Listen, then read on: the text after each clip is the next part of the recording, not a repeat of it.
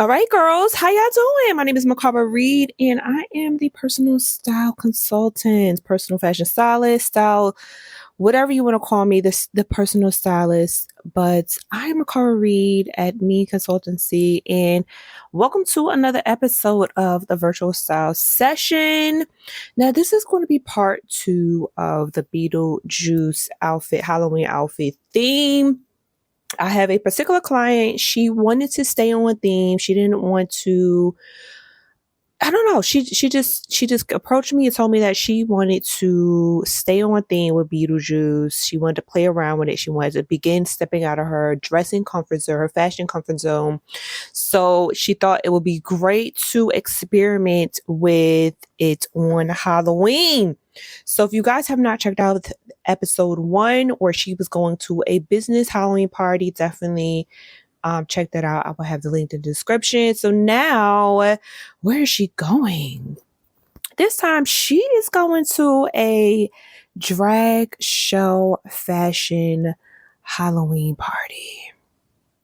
So if you guys are not familiar with the drag scene, not just a drag show, just the drag scene, I have a couple of friends who dibble and dabble in it. I've gone with them before it was even like propped up. I want to say in 2010, 2009, no, 2009. So when I first moved to Baltimore, Maryland. And man, oh man, I had a good old time. Okay, I was in the DMV in undergrad, and it was just a whole new world. Now, there are so many different subcategories within the drag scene. So I just know that it is over the top.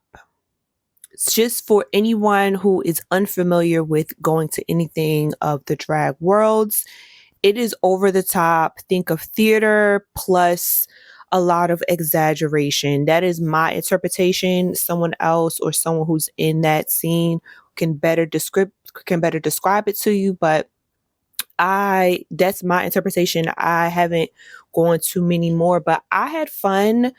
The first time I did not dress the part because I had no idea what to expect. So now that I know what the drag scene is and not just looking at, RuPaul Drag Race, I've actually gone to a couple of drag shows or just drag events. They have like a whole bunch of stuff like comedy shows or just a lot of things. It's like I said, it's a whole world. I'm just kind of just summing it up before we get into my concept. So she told me she wanted to do that. She had never gone.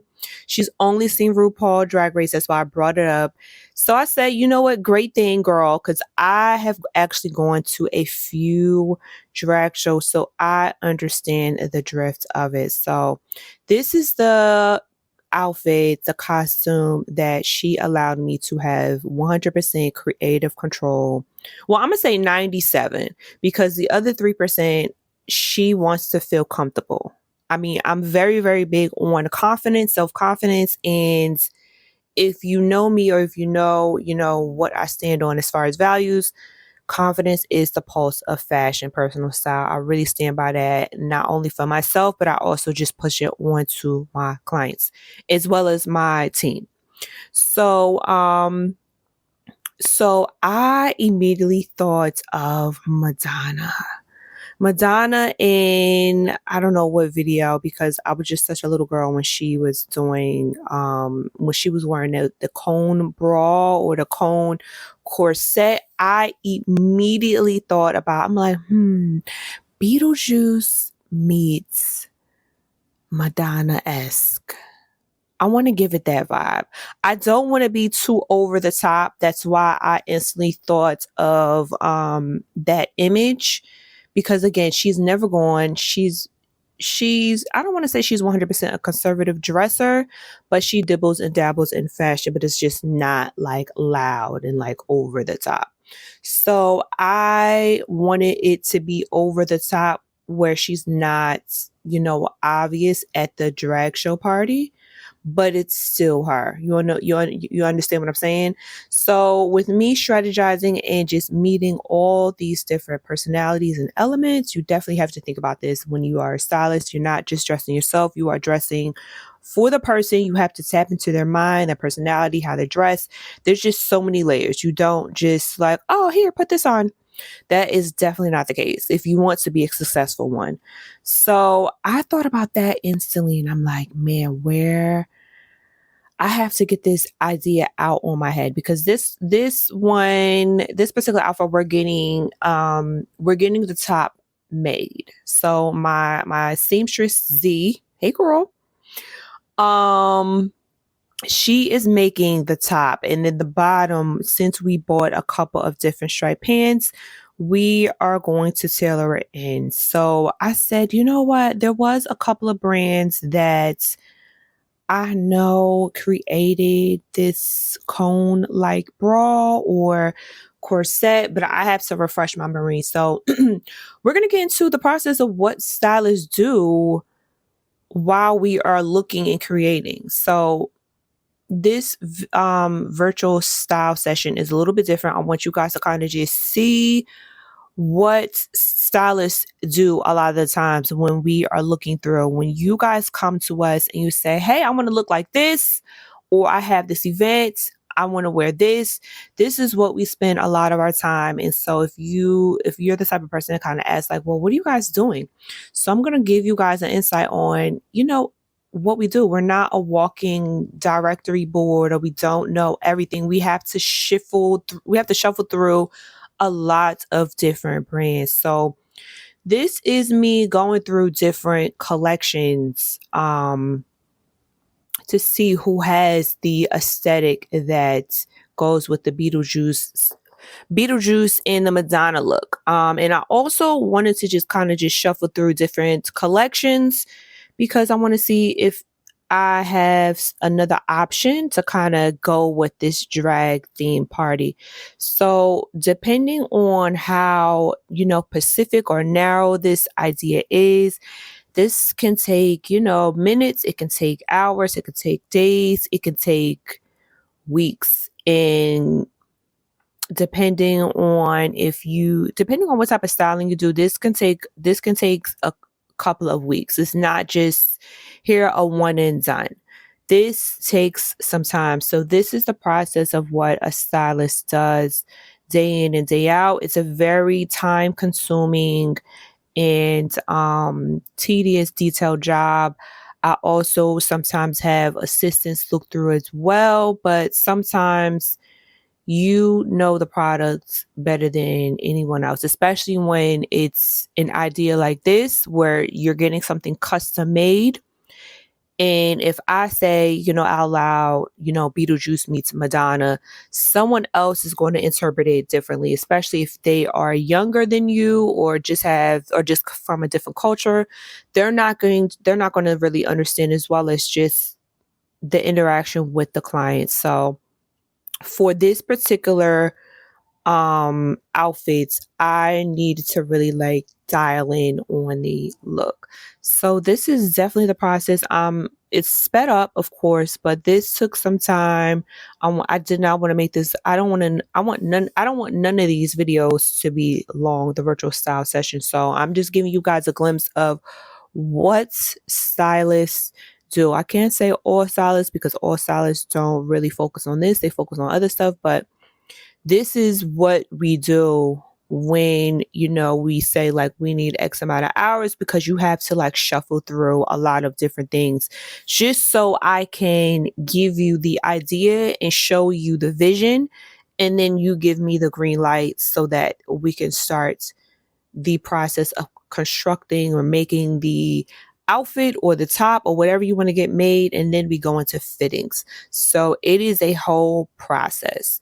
So, this is what I was talking about. Well, I showed you in the cover of this, the Madonna-esque look. I wanted to get that look. So this is the look right here. I knew that it was like around the pandemic time that I wanted to have. Well, it was around the pandemic time where a brand had did something like this. It was just very, very fuzzy. But I wanted to definitely again go through different brands to kind of see if I can see like any type of new look or thing that can go with it outside of my idea. I want to give my clients the best look or just another option instead of just one. You got to have multiple different you got to have multiple different looks so that they can choose. So this is ultimately the look. I'm gonna go through a couple of more. um oh, wait a minute. How can I forget about Balmain? Come on, girl. See, this is why we have to like shuffle through. So yes, this look aesthetically, like the top, the corset top. I don't want to say corset, but just the strap and the cone-esque is not too dramatic for her. I think this whole presentation is the outfits that I want her to pull off. I would love, love, love, love, love, love this. So yeah, I want to showcase this to her because this is the idea that is in my head, and I want it to be shown to her so that we can get a go, or let's tweak this, or can we do something with this, or can we not do this? I want to see something else. So I really, really think that this is the aesthetic. I will also show her the other cone to kind of give an exaggeration because again, we are going to a drag show Halloween party and we need her to kind of just fit in and be fashion forward, but also just have fun and be comfortable, confident. So I'm going to provide those I'm going to provide those looks on this vision board. Now, I did stumble across another look when I was looking on Pinterest. Pinterest is one of my little secret weapons when it comes to I see a picture and I want to see if like another brand has it. I go to Pinterest. I don't like using Google Lens only because a lot of my clients like quality clothes. They want to be able to wash their clothes and not have a hole in it or just feel like they're wasting money. And I know that Google is heavily on high traffic and a lot of fast fashion brands have high traffic. So they're going to rank them a lot more higher unless you pay for ads. I know that because I work in the background of market research. So I'm very privy to that. So my secret weapon is first going to Pinterest, and then I would have like my assistant go on LinkedIn. LinkedIn is another low key secret sauce as well, and also Instagram as well. So yes, I go to Pinterest and I found this idea. I love this cat suit idea. I think it is a different element that we can go in and see if this would be fierce for her. If she does this cat suit, I definitely want her to really bring the drama with I want to say some gloves. I want to say some gloves and then like a good belted bag because she is going to a drag show and they are going to be doing a lot of dancing, moving. I don't want her to be cutesy. I want her to really be having fun in her elements, really enjoying herself because I had a ball. I don't know anyone that had a bad time at a drag show. So not carrying a bag is a key element that I did not, leave out. I did not share with you guys. But yeah, having having a belted bag is very important in this outfit as well because there's going to be a lot of movements. There will be no cutesy at this party. So these are my two outfits that I am going to be presenting to my client for outfit 2 of Beetlejuice. Okay. These are my ideas. If you guys if you guys are feeling it, let me know. Let me know down below. I found, and if you are wondering, I found this green glove. I saw it on D as in dog, Blue Dazzled. I always struggle with saying her brand name, but she had green gloves, these green opera gloves, and I'm like, yes, this. Let me see if Z can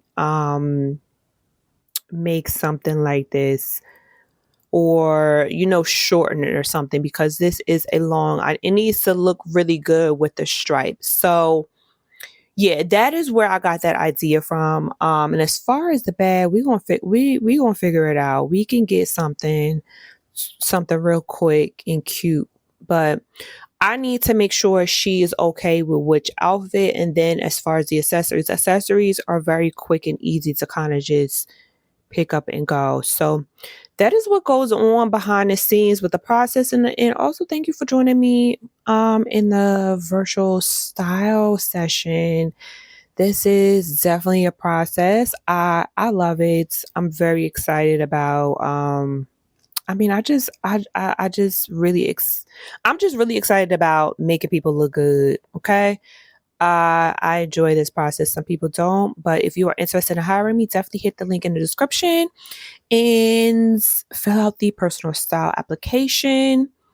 Right now, we are not accepting any appointments because we are booked for the next couple of weeks, as well as doing some stops in Philly and in Boston for our tour. But we will let you know if you are interested in doing a power dressing audit or a virtual fitting room session with me.